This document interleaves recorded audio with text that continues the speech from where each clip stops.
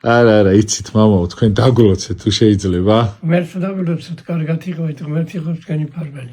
მამაო, ძალიან ბევრი ტაძარი გაქვს აშენებული აქ. 27-ია ვაშენე. მე არა მიშენებია, ღმერთს მოაშენო, მე გამომიყენა და მადლობელი ვარ ღმერთს. ამისთვის. დიდი მადლობა რომ ხართ პირველ რიგში და მამაო, თუ შეიძლება ხა დიცქიმოსანი ბრძანდებით რაღაცა და აი რაღაცა ტვირთი როგორი ექნება საქართველოს თუ შეიძლება რომ გითხრათ რომ პერიოდი როგორი გველის სამომავლოდ თქვენ როგორ გიქრობთ? არ ვიცი. ივერია ბოლოს გაფრთხინდებაო, ეგრე ამბობენ და ღმერთს დალუცა საქართველო.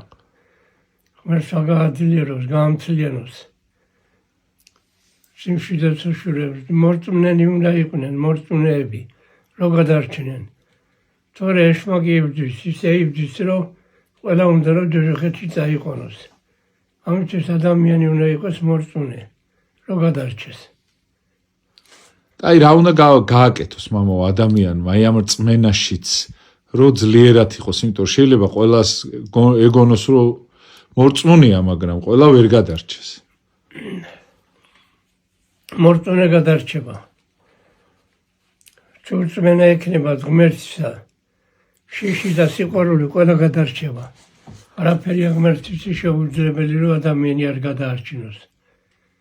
სასწრაფოთაში არ უნდა ჩავარდეს. უნდა იყოს მორწმუნე და გადარჩება მაშინ. აი ამ სასწრაფოთას როგორ გაექცეს მამაო? აი რა მეთოდია შეიძლება რომ გამოიქცეს? უნდა გაექცეს. სვენიც უნდა გაექცეს.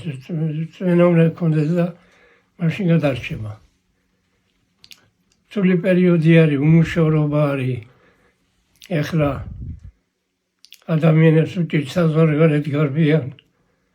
რა უნდა საზღვარგარეთ, აქ არ უნდა მიცენ სამუშაო ადამიანი. სასწრაფოთაში აგდებენ ადამიანებს. და ცუდი არის ეს. ადამიანმა არ იცის ხვალე რა იღონოს, რა შეჭამოს. შეჭინოს თავი. რა გავაკეთოთ მამაო რომ არ წავიდეს ადამიანი აი საზღვარგარეთ სამუშაო უნდა მივიცეთ უნდა დავასაქმოთ და მაშინ